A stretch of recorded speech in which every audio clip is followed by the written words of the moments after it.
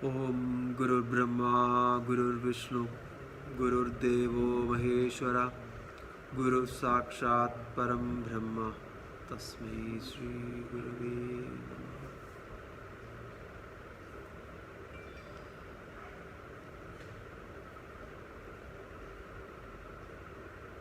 See, our Samskriti, Sanatana Dharma,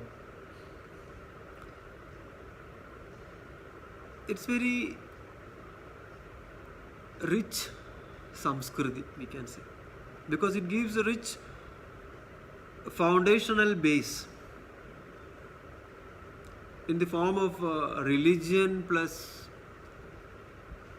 a spiritual practical philosophy,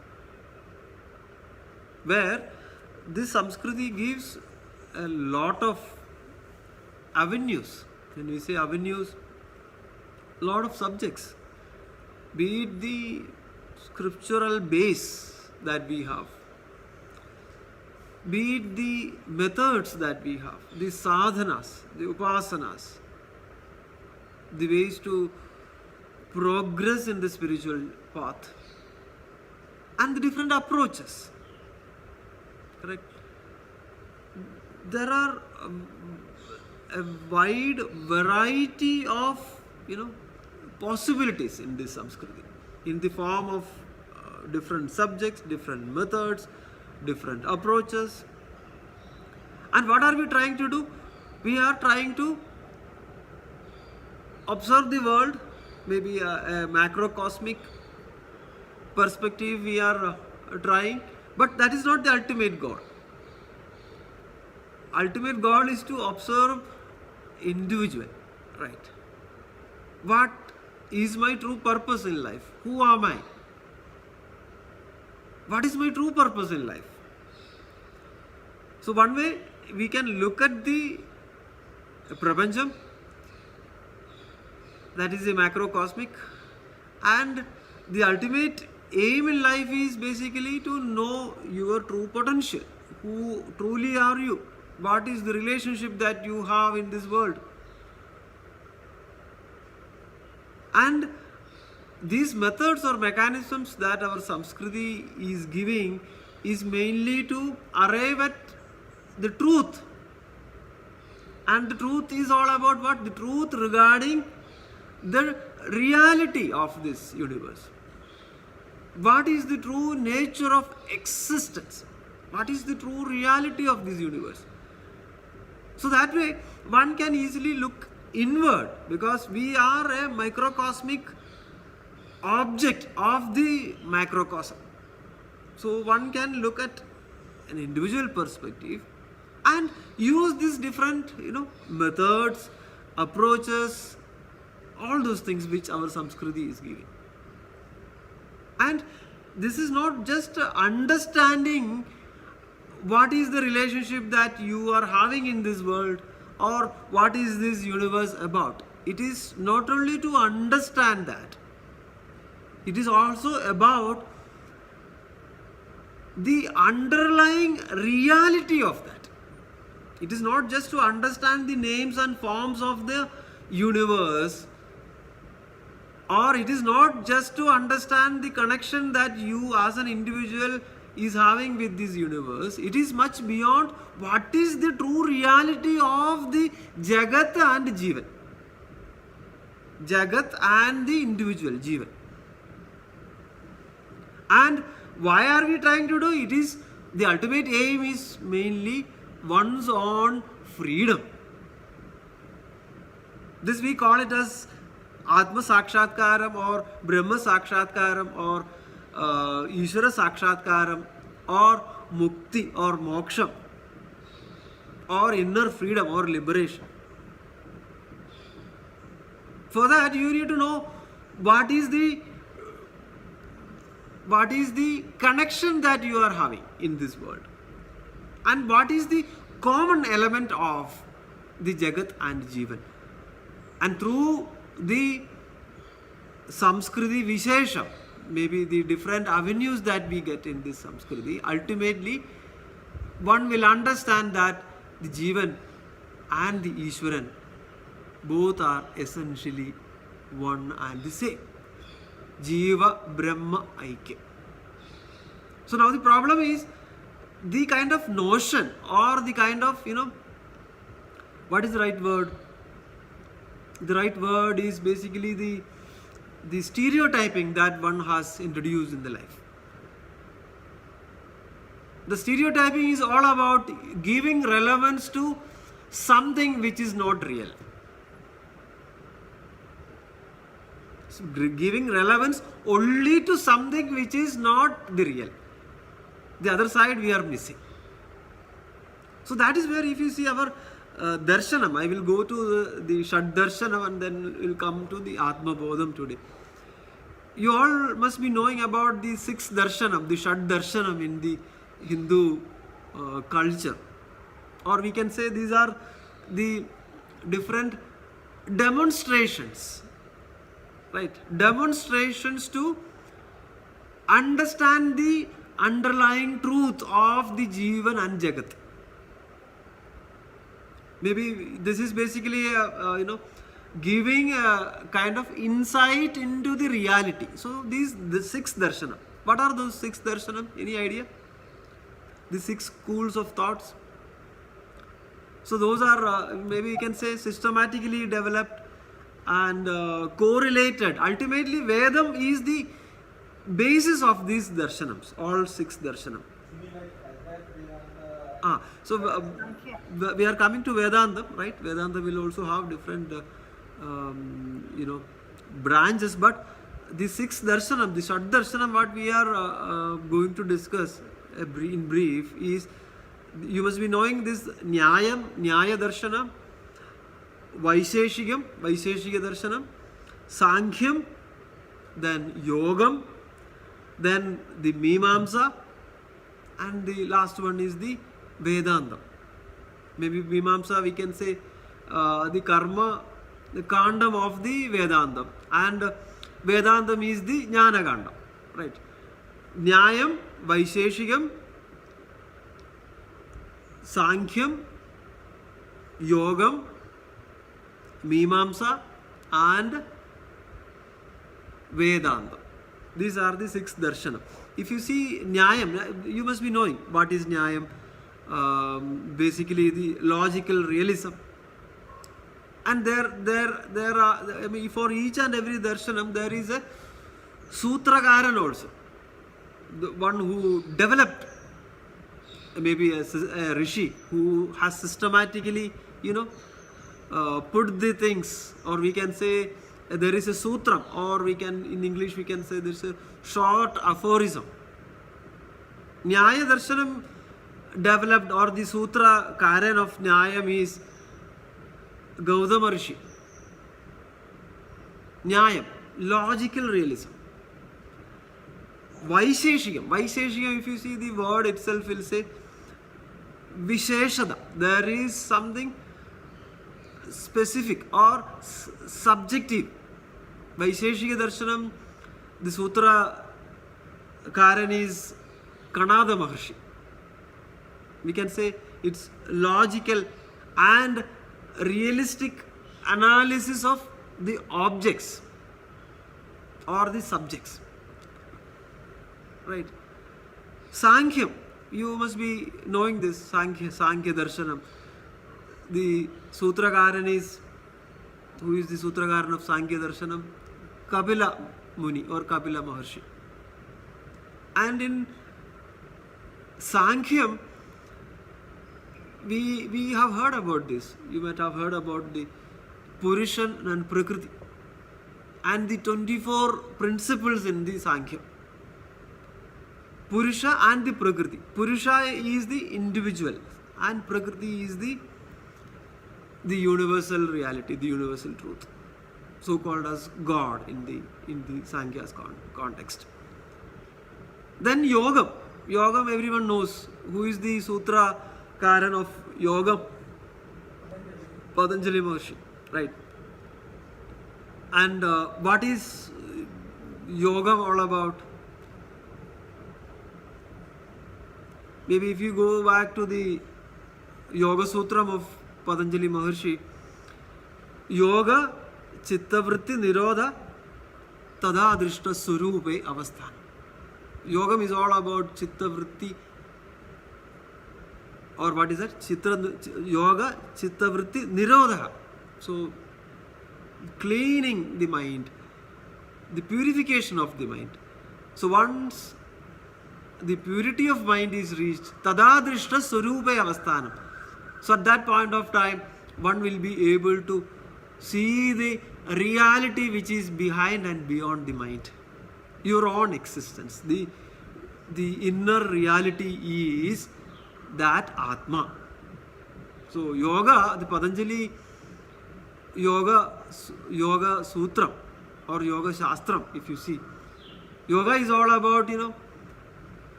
taking one to a state where the chittavritti will not pop up. There is the samskaram which is already there in the mind is cleansed. So what happens? You will be able to be with that reality which is your core principle, which is your own existence, consciousness, bliss principle. This is the yoga. And yoga also, it is not only the Bahiranga yoga. Bahiranga yoga is all about the asanas. But the real yoga, the Antaryanga yoga, is all about liberating the Purusha. Liberating the Purusha means again. As per the yoga philosophy. And then comes the Purva Mimamsa. We call it as Mimamsa. Purva Mimamsa is all about the first part of the Veda. We call it as Veda Purvam, where it gives more relevance to the Karma Kandam, doing things, correct? Doing karma. So Purva Mimamsa, the Sutrakaran is Jaimini Maharshi, where the Purva Mimamsa's attributes are critical thinking, logical way of inquiring things, or doing the critical introspection, and giving relevance to the Karma Kanda, the ritual and the associated aspects. The so-called as the Veda Purva, the first part of the Veda. And the last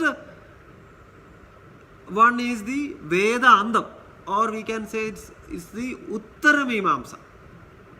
That is the last part of the Veda. That is the Jnana Kandam, or the knowledge oriented part of the Veda. And if you see all these Shad Darshanam derives or gets derived from the Vedas.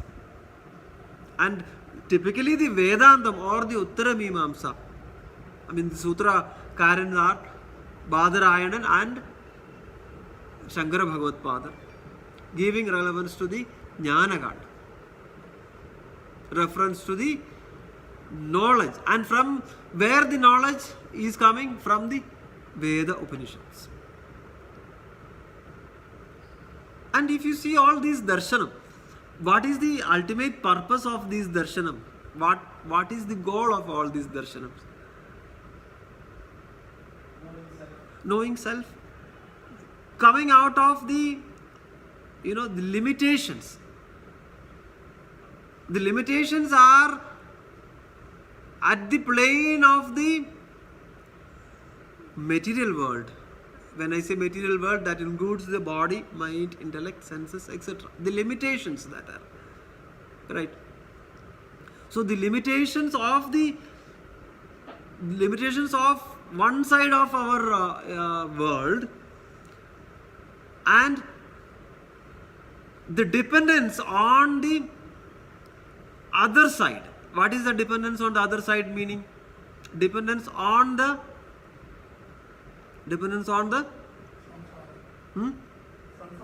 No, that is not the dependence. Dependence on samsaram is a problem. That is where you become a samsari.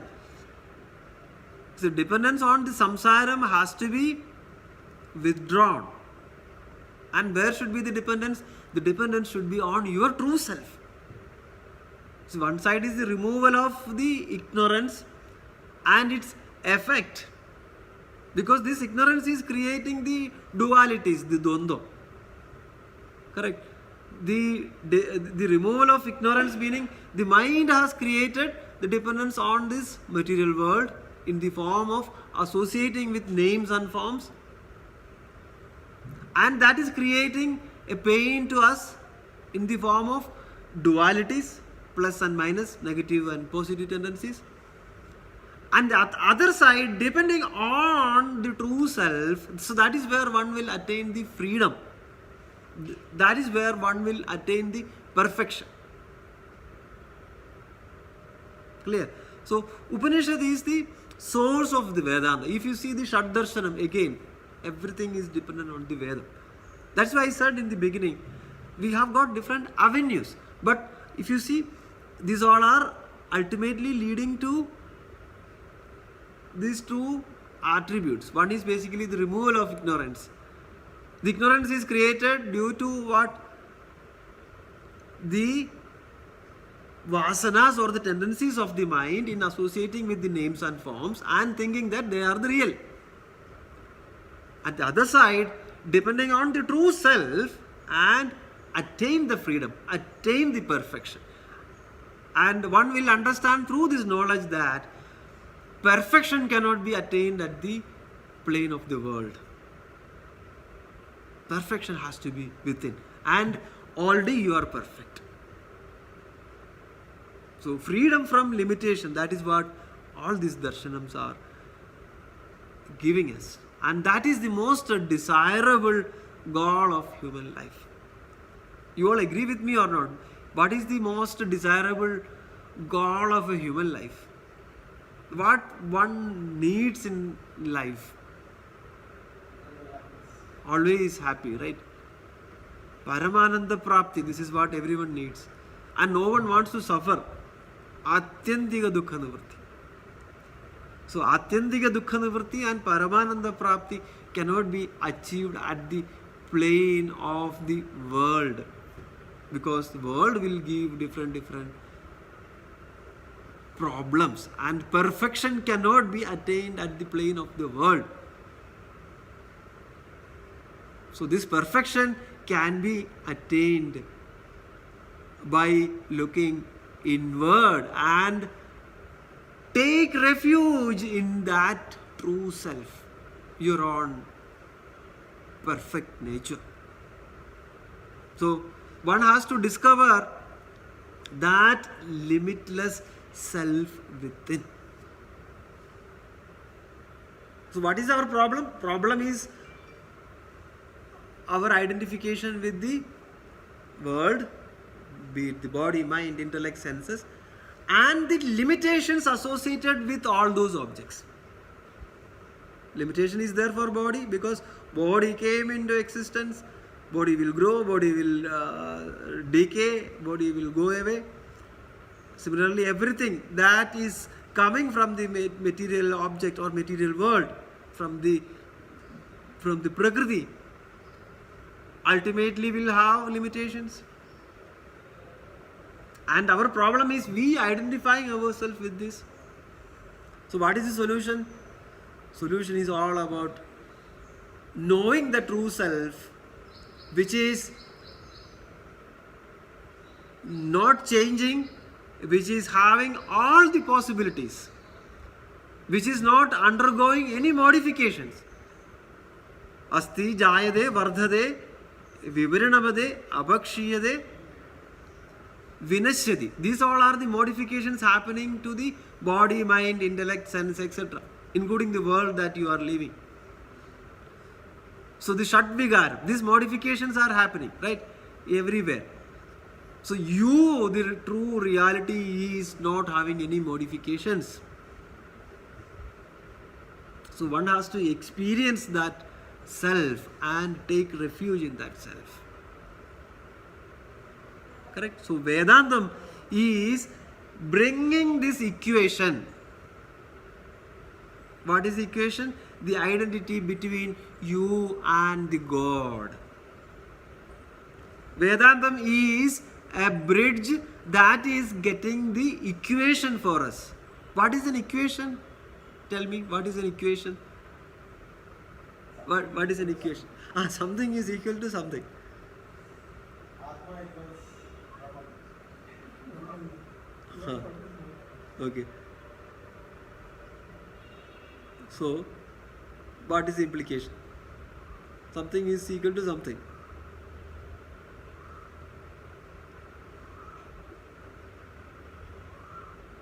So, equation of the identity between you and the Brahman. Correct. So, if I say 2 is equal to 2, do I need an equation then? Do I need an equation? 2 is equal to 2. I am going to write 2 is equal to 2. Do I need an equation? But if I write x minus y is equal to a minus b, these all are unknowns actually. Correct? Correct. So similarly, now the Atman and Brahman are unknown. We can say x minus y is equal to left hand side is Atman and a minus b is equal to Brahman. And there are a lot of unknown attributes or elements. When I say unknown, you have to understand that the mind, the attributes of mind, the trigunas, the influence of trigunas, correct? The influence of your own traits. So when you say jiva, please understand that conscious force which is there within us, and on the top of that, the layering of the body, mind, intellect, senses, the different vasanas, the different traits, etc. Correct? So what are we trying to do is basically, your true self is equal to Brahman. Now I have identified myself with different things. I myself have stereotyped in such a way that I have identified myself with the limited things. So this equation that Vedanta is bringing says that x is equal to y, or the left hand side is right hand side. You, the Atma, the Jiva Atma, is Paramatma. Essentially you both are one. Tattvamasi.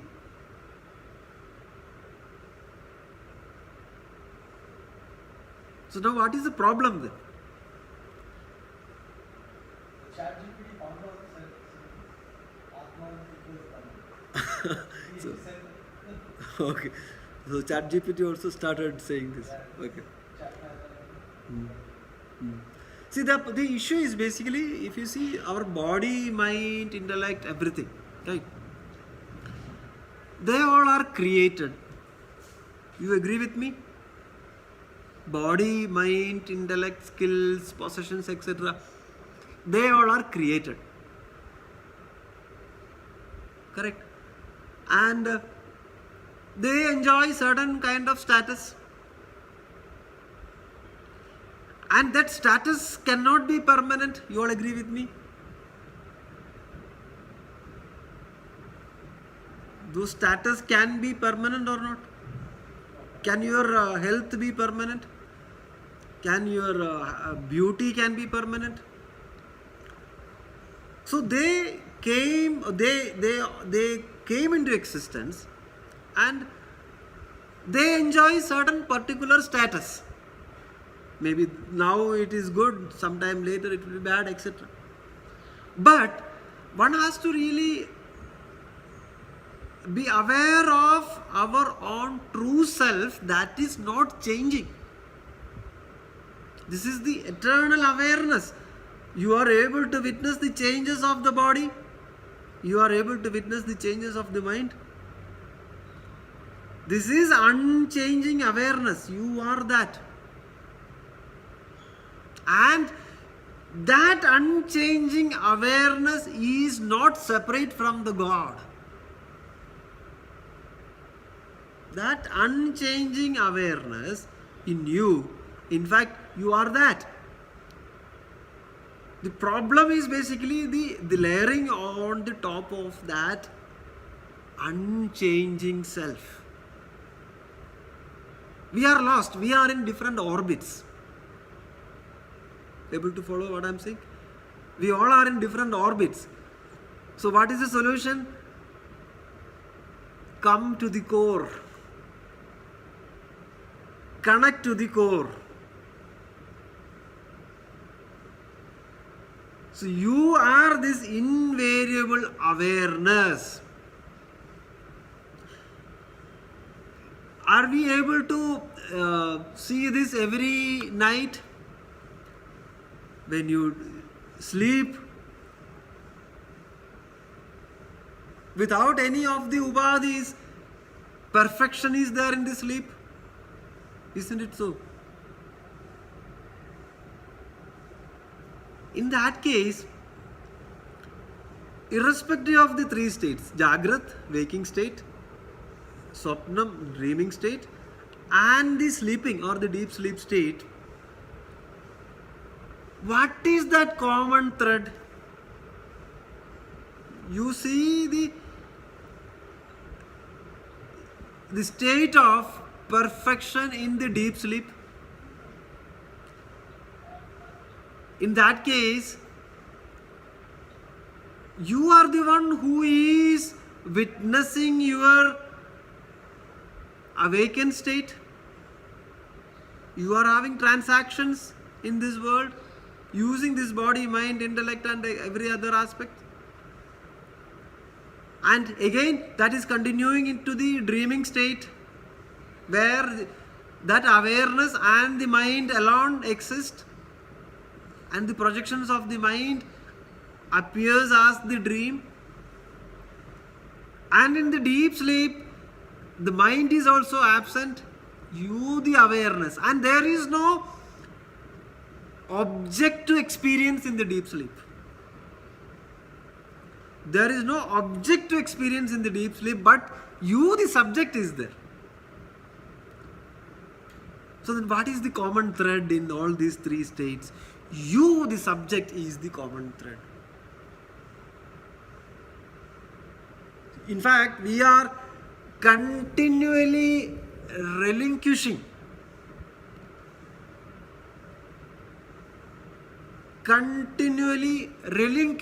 what is that relinquishing? Our own existence in all these three states. You the experiencer is constant, and you are having different experiences that are coming from the Jagrad and Swapna. But you the experiencer is constant. There is no change happening to the experiencer. The changes are at the world of experience, the world of objects. You, the subject, is not changing. What are the three states? Jagrat, Swapnam and Sushupti. Awakened state, dreaming state and deep sleep state. So now this is clear, but this knowledge is in our mind. Knowledge in the mind will not take us to that Paramapadam, to that ultimate God. Knowledge in the mind, when I say knowledge in the mind, this theoretical knowledge or a philosophical knowledge in the mind alone is not sufficient. So what is the problem? Knowledge only in the mind without realization. The problem is basically the mind will have a lot of vasanas, lot of traits, lot of karma vasanas got accumulated. So what one has to do in the Tattva Bodham or Atma Bodham, we have seen the third verse, we have seen through karma one cannot achieve or attain the self, only through knowledge. And that knowledge will happen to whom? The first verse, if you go and recollect, what is the first verse of Atma Bodham says? This text is opened up for the people who are mumukshus, who have cleaned or cleansed their minds. So Chitta Shuddhi is very much needed. So one has to incinerate the vasanas. One has to have a pure mind. The theoretical knowledge in the mind alone is not sufficient. One has to master the mind for gaining the self-knowledge. That is where the Chitta Shuddhi or Antakarana Shuddhi is very much needed. And the Antakarana Shuddhi will happen when you get the Kripa, when you get the blessings.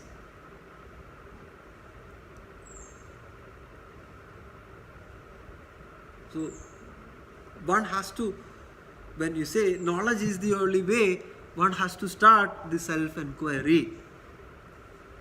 The first and foremost thing one can do towards the self-enquiry is shift in the awareness. What is that shift in awareness meaning? Please listen carefully. From the ego mind plane to the subjective awareness. From the objects to the subjective awareness. When you see things, who is seeing? Who is witnessing? What is giving reality to the things which I am seeing? What is giving reality to the things which I am seeing? One side you are seeing, you are appreciating that. At the same time, one should also start appreciating what is enabling me to see. What is that unchanging experiencer who is able to experience different things? So that is the first step, shifting in awareness. So one has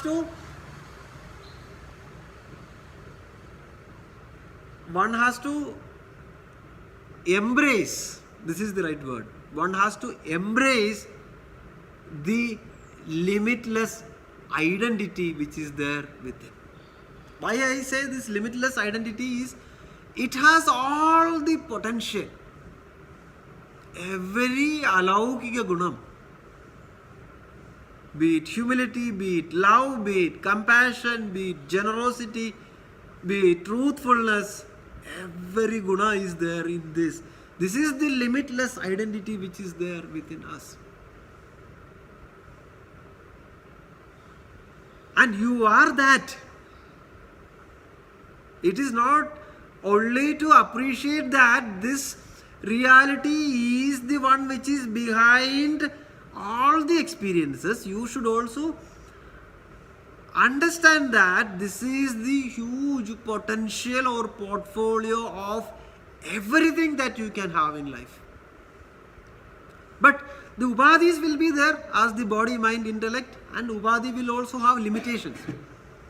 And you are not the upadhi. You are not the objects, you are the subject. And this subject is having every possibility. This is limitless. This is having a limitless identity. And you are this Atma, you are this self. That is what Atmabodham is teaching us. As a Prakarana Grandham, this text has got 68 slokas, giving us a beautiful Vedantic journey. And what is the subject? Knowledge of yourself. As reading Upanishads, basically it's like stories. Which one? Upanishads. Certain may have it, but otherwise, direct truth. Direct truth, yes. And if you see this text, again, the first few verses, precisely 1 to 5, gives a kind of roadmap.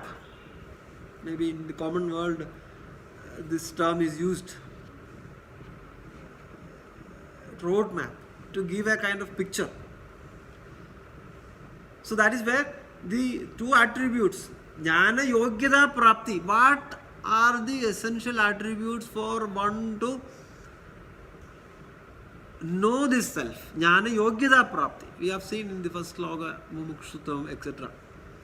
And it also talks about what is the ultimate goal in life, that is jnana prapti, and how one can have that through shravana, manana, nididhyasanam. This is the first 5 verses.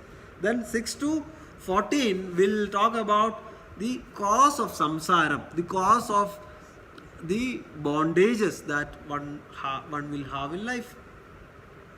Then 15 to 30 talks more about the process of self-enquiry. Process of self-enquiry meaning how one can gain this knowledge. So how one can gain this knowledge? Essentially through Sravanam and Mananam. Sravana and Manana. Then the next set of verses, maybe 31 to 41, talks about the assimilation and internalization of the jnana. Right? First step is basically how to gain the knowledge. Then the second step is assimilation and internalization, reflection. That is through the dhyanam or nididhyasanam. Then comes the last few sets, that is from 42nd to the 68, talks about the jnana bhalam.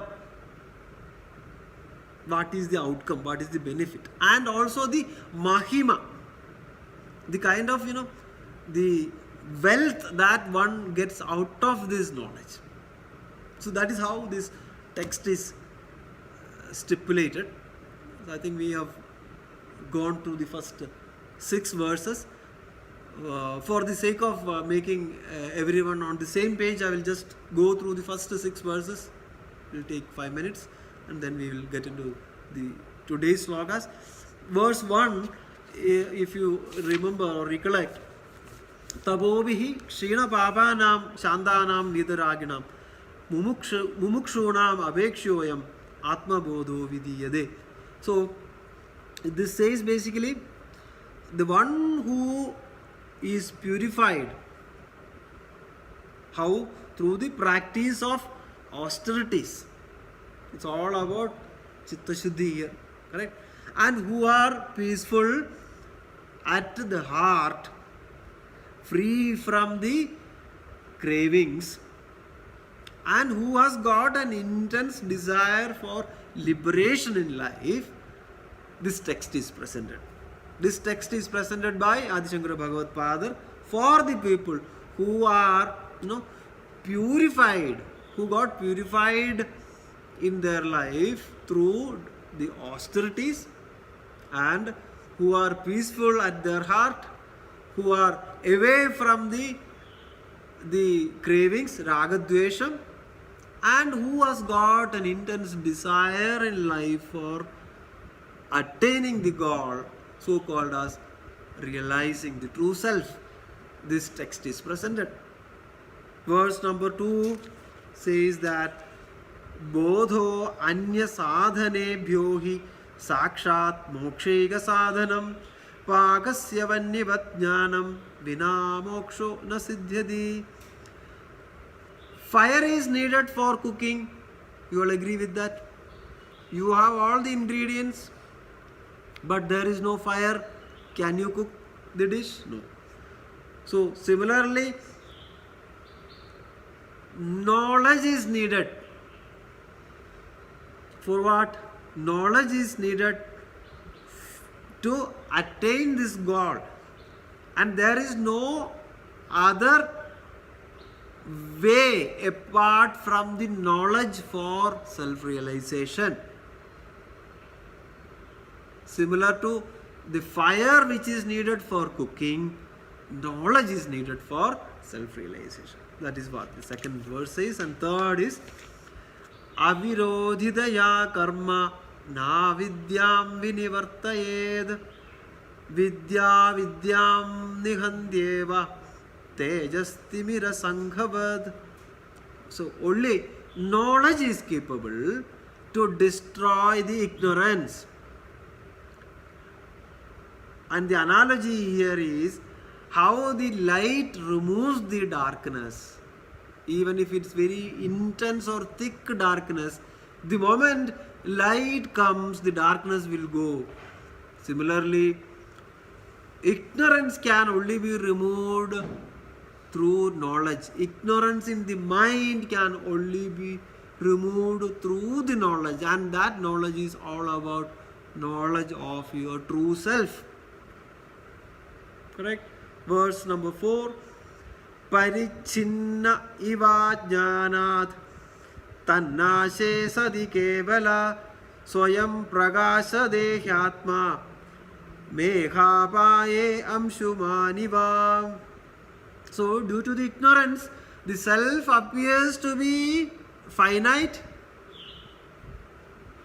and the self is now layered with different things, including the objects. We call it as collectively the names and forms.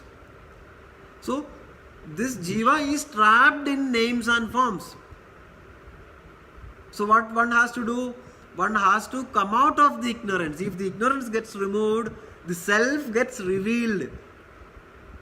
Just as the sun gets revealed when the clouds are removed. Similarly, when the clouds go away, the sun gets revealed. It's similar analogy. When the ignorance is removed, the self is auto-revealed. Correct? Next, verse number 5. Ajnana kalusham jivam jnanabhyasad vinirmalam kritva jnanam swayam nashyed jalam kadagarenuvad. So one has to constantly practice the self-knowledge. So that only will purify your ego or mind. Now this self is covered by the egocentric attributes, and one has to do what?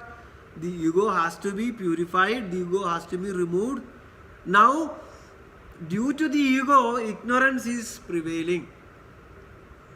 So one has to do what? One has to do the constant practice of the self-knowledge. Clear? And the verse number 6. Samsara swapna tulyo hi ragadveshadi sankulah swakale satyavat bhadi prabodhe satya sadbhaved. So the world of samsara, which is full of attachment, aversions and dualities, dvanda, correct, is like a dream. And in dream, you always feel that it is real. In the dream, you always feel that the dream is real. But the moment you come out of the dream, will you say that that is real, which I was seeing in dream is real? Will you say that? Similarly, the world of samsaram, which is full of attachments, dualities and aversions, is like a dream. You feel that it is true as long as, like, you stay asleep and you witness the dream. But the moment you come out of the dream, you say that, yeah, that was unreal. Similarly, the world that you see, the importance that you give to names and forms, when you realize that there is the truth behind it, then you will feel that, yeah, this alone cannot exist. The names and forms are unreal. There has to be the real substance behind. When I say substance, there has to be the real truth behind the names and forms. So that's what we have gone through. Verse number 7. Let's start the first verse for the day. If you have got the book, you can chant along with me.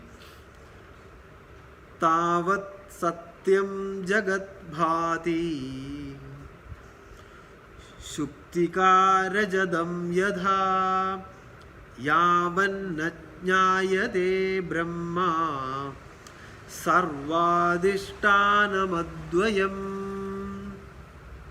So tavat satyam jagat bhadi shuktika rajadam yadha yavanna jnayate brahma sarvadishtanam advayam. So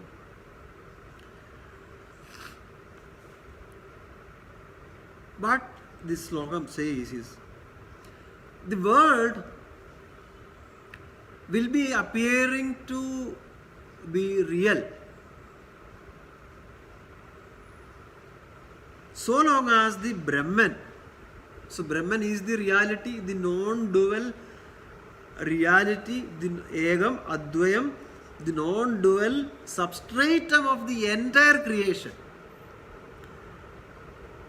If you don't realize that, you will still feel that this world is real. So it will be like an illusion. That is what it says. It is like an illusion of seeing silver in the mother of pearl. Shuktika rajadam yada jagat satyam bhadi tavat brahma yavat na jnayade sarvadishtanam advayam. So the reality is hidden, the reality is shrouded. Due to what? Due to your mistaken perception. This is due to your wrong perception. What is the wrong perception here? The world is real without seeing the underlying reality. So the analogy here is mistaken perception, how the oyster shell being silver. The reality is clouded or shrouded or hidden. You are not knowing the truth. You are giving relevance to names and forms without seeing the truth behind it. So the one who is not knowing the non-dual substratum so called as Brahman, for that person the world appears to be real. And for that person, please be mindful, Jagat is all about the sum total of all experiences gained through the gross, subtle and causal bodies. For that person, the world appears to be real. Why? Because the comprehension of the world is made by the body, mind, intellect, sense complex. This reality is only seen by the mind. And where the mind cannot comprehend the reality of the existence of the world. Mind can comprehend only the nama rupam, names and forms. So when you operate at your lower nature, when I say lower nature, at the plane of body, mind, intellect, sense, and these upakaranam, these equipments cannot realize the underlying reality of the names and forms. So what one has to do? One has to shift from the lower nature to the higher nature. How? When I shift from the lower plane of body, mind, intellect, senses to the higher nature. What is the higher nature? My true self. This illusion will go away. So when they say it's unreal, does it mean like it's actually it does not even exist, or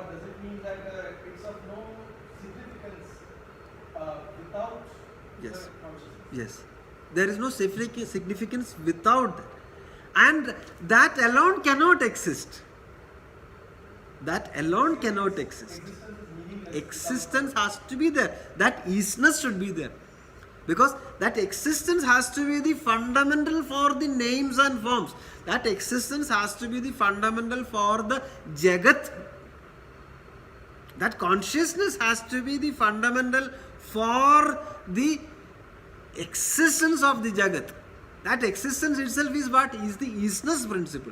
Without that isness principle, the names and forms will not have any meaning. Names and forms cannot exist at all.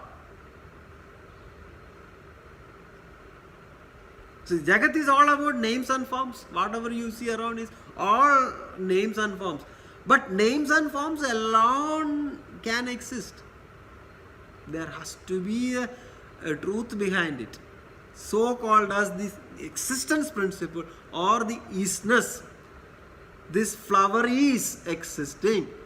The bird is flying. Bangalore is beautiful. That is where this isness has to be. Existence principle has to be there. For underlying principle of all the names and forms. So tavat satyam jagat bhadi shuktiga rajatam yada yavanna jnayade brahma sarvadishtanam advayam. So the underlying principle is the sarvadishtanam advayam. That Brahman is the substratum of everything, and that is advayam, that is non-dual. So one has to see this principle behind the names and forms. It is not just negating the names and forms, it's all about appreciating the sarvadishtanam and the principle which is behind the names and forms. That principle is the Brahman. Clear? Verse number 8. Upadane khiladhare jagandi parameshware sargastitilayan yanti budbudani vavarini. So, Akhila Adhare meaning the substratum of everything. Upadane, the reason. Upadana, Karana. Parameshware meaning in this Parama Brahman. Varini meaning in water. Budbudani Iva meaning you might have seen the what is the right word? Bubbles in the water, correct? Jaganti Lokam, so meaning the universe. So what happens is basically you will appreciate. You can see the bubbles in the water, correct? The bubbles come, bubbles stay, bubbles will go back, correct? And similarly the worlds, it's not only worlds come, exist and dissolve in the Supreme Self. And this Supreme Self is the material cause as well as the support of everything. So here the technical term we should bring here is Brahman is the Abhinna Nimitta Upadana Karanam. That is the undifferentiated material and intellectual cause. Undifferentiated material and the intelligent cause of the Jagat. See, both Nimittam as well as the Upadana. What is the substance of the bubbles? Water, correct. And what is the substance of the ocean? Similarly, Brahman, this is a kind of example we are using. Brahman is the everything. In that Brahman, certain manifestations evolve, will sustain, will survive, and it will go back into that Brahman. And this Brahman is the undifferentiated material and intelligent cause of the Jagat. The entire world is Brahman, and this Brahman is manifesting in several ways. In this substratum, we all are the manifestations. Jagat means universe. Universe. And in the Kaivalya Upanishad, this is one of the profound Upanishads. It's in the Krishna Yajurvediya Upanishad. Mayyeva sakalam jadam, mai sarvam pradishtidam. Mayyeva sakalam jadam, mai sarvam pradishtidam. Mai sarva layam yadi, tat brahmadvayam asmiham. So from me everything sakalam jadam came into existence. Mai sarvam pradishtidam. I am the substratum of everything. In me they all exist. Mai sarvam layam yadi, and everything will dissolve into me. Tad brahma advayam asmiham. You are experiencing this every night.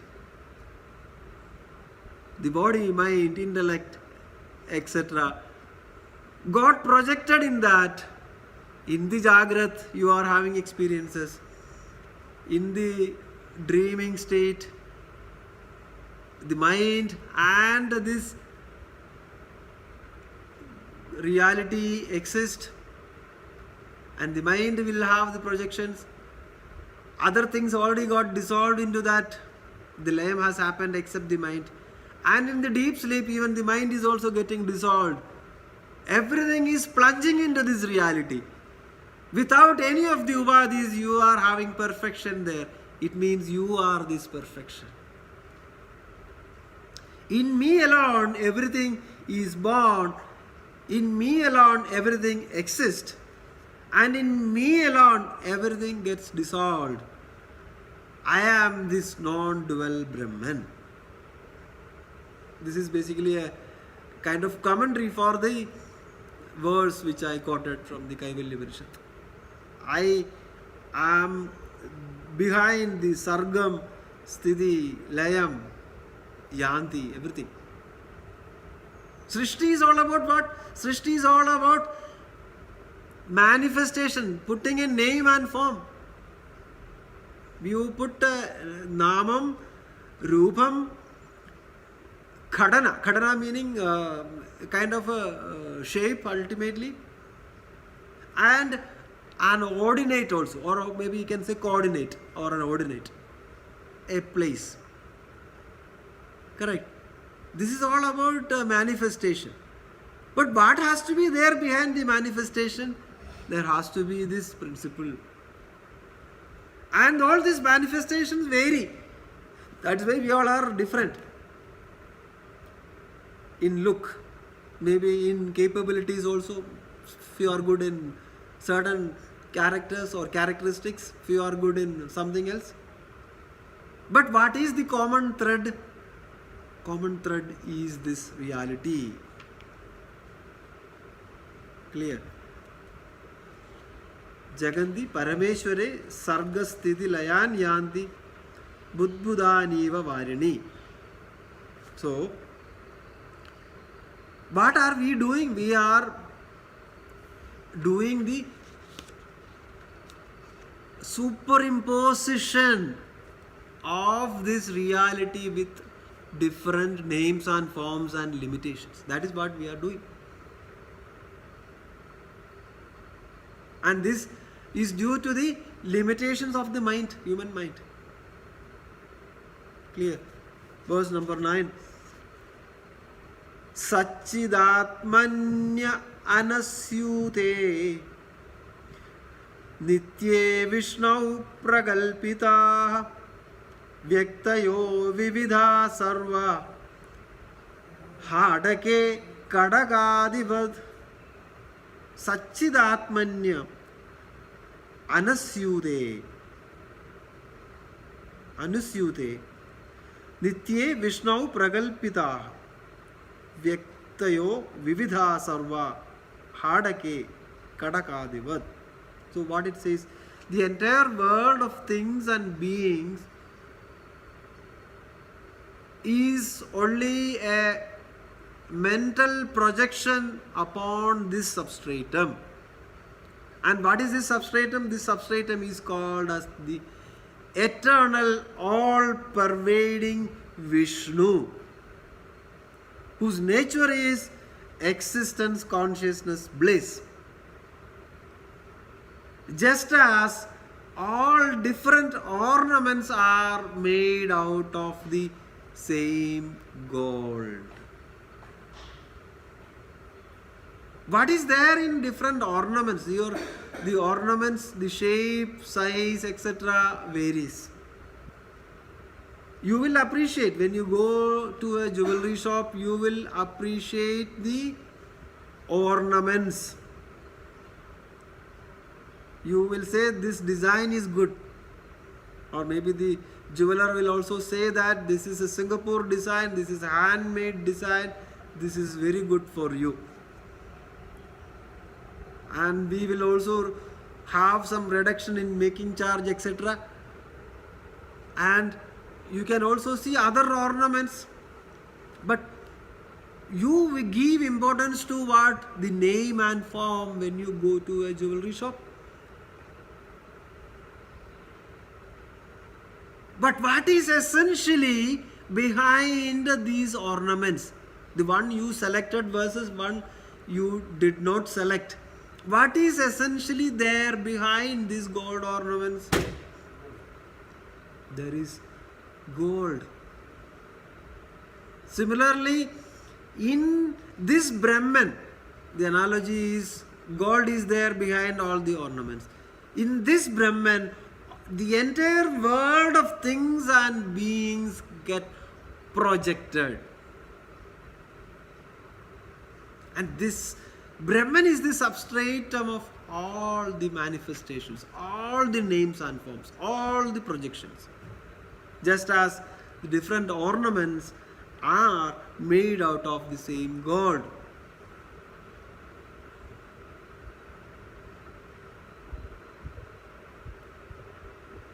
So the different things that we see around are names and forms.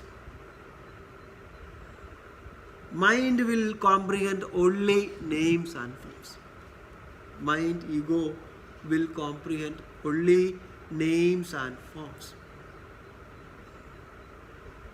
And mind or ego cannot comprehend the reality behind the names and forms. So what one has to do is, when you discover your non-dual self, the limitations of the ego and mind will get subsided. That is where I am saying, when you are at different orbits, you are away from the core. So being in different orbit is not a problem, but you have to connect to the core. When you start connecting to the core, the limitations of the mind and ego will not play. You will be able to know the reality behind everything, including your own body, mind, intellect, senses, and the limitations of those. And when you are in constant connect with the core, where is the problem of limitations coming from the material plane? You are with that. So here the point is, we are not denying the names and forms. Please understand that. We are intrinsically relating the existence of the names and forms. What is there behind the names and forms? Bhagavan in Bhagavad Gita says, Matta paradaram nanyat kinjidasti dhananjaya mai sarvavidam prodam sutre manigana iva. I am the common thread that connects everything in this world. So it is not to deny the names and forms, but the dual cognition that our mind is imposing on this is overcome by intrinsically relating everything behind the dual cognition, so called as the names and forms. What is the reality behind the names and forms?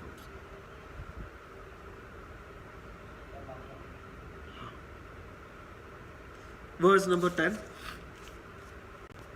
Yadha kasho rishikesho nanopadi gado vibhu tad bhedat bhinnavad bhati tannashe kevalo bhavet. The all pervading sky, or we say agasham, space. The all pervading space, the akasham. What is that? Vibhu Rishikesha Nano Padigata. So, how we can interpret this verse is, if you see the space, you can see space is empty, space is void, and you will also feel that it is limited on account of its association with various conditionings. For example, the objects that are occupying in this space, you feel that the space is restricted. When I say these objects are occupying, these all are the ubadhi, and these ubadhis will put some conditioning on this space. Correct? And what happens is, basically you feel that the space is, limited. And this limitation is due to what? The conditioning that are applied by these objects, or the so-called as the upadhi. So how we can overcome this? One can destroy everything. Destroy all the objects. Remove all the objects. What will happen? The space becomes available for us, right?